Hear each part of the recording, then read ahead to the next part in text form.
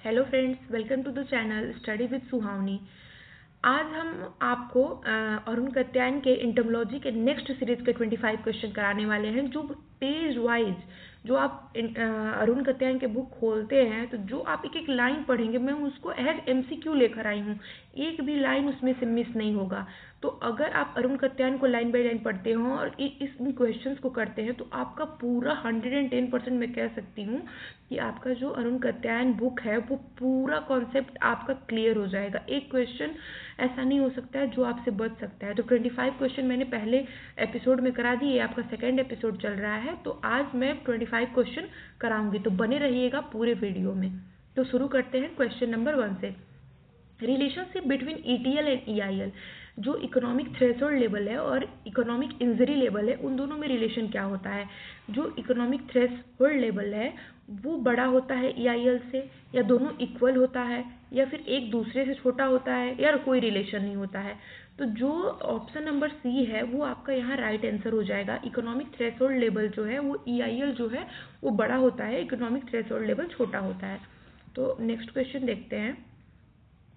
ATL is a preventive concept whereas EIL is biological, curative, economic और ecological level. जो economic threshold level है वो preventive concept है, मतलब वो सुरक्षा करने का, बचाने का कॉन्सेप्ट है। और EIL क्या है, बायोलॉजिकल है, या फिर क्यूरेटिव है, इकोनॉमिकल है, या फिर इकोलॉजिकल है। तो जो EIL है आपका वो क्यूरेटिव है। तो ऑप्शन नंबर बी जो है वो आपका यहाँ राइट आंसर हो जाएगा।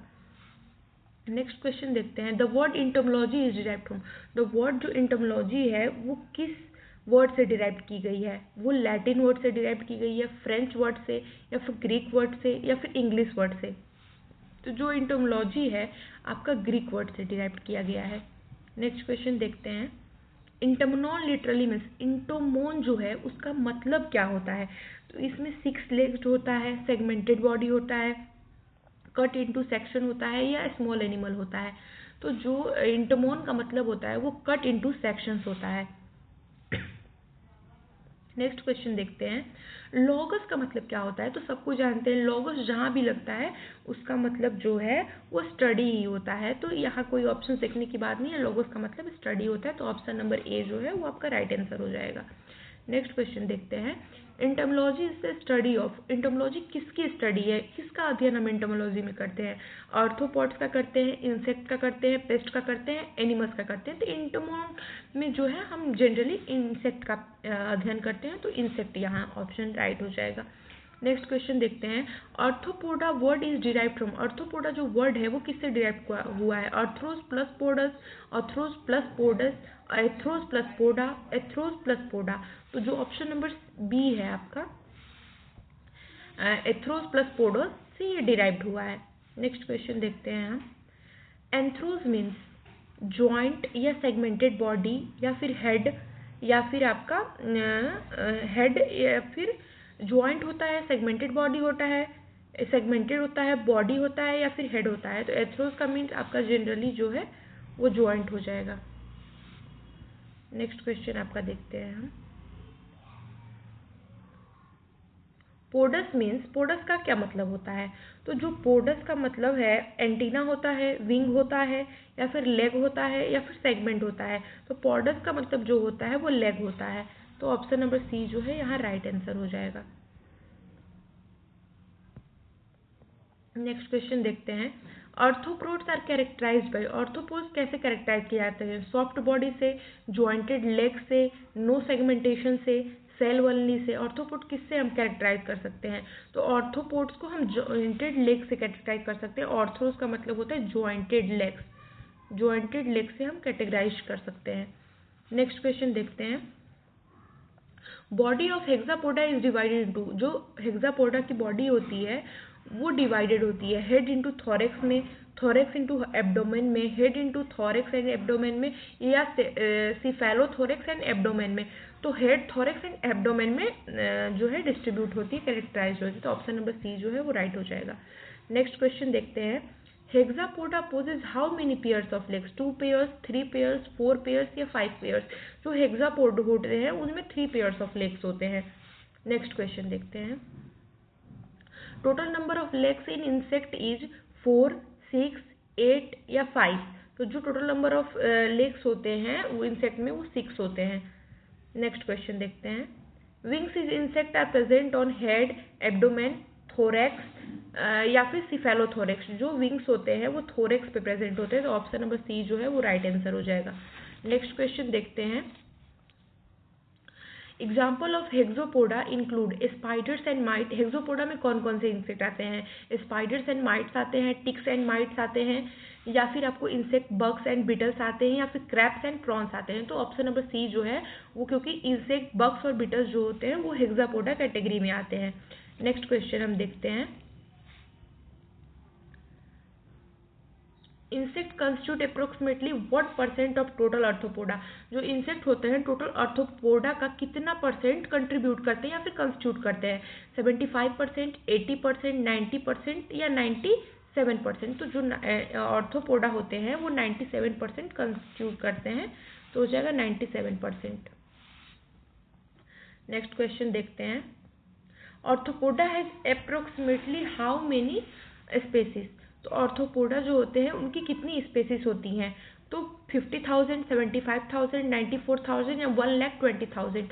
तो आर्थ्रोपोडा जो होती है अप्रोक्सीमेटली 94,000 उनकी जो होती है स्पेसीज होती हैं। नेक्स्ट क्वेश्चन देखते हैं। Arthropoda is considered the largest group because of size, diversity या फिर पॉपुलेशन डेंसिटी या फिर फीडिंग हैबिट।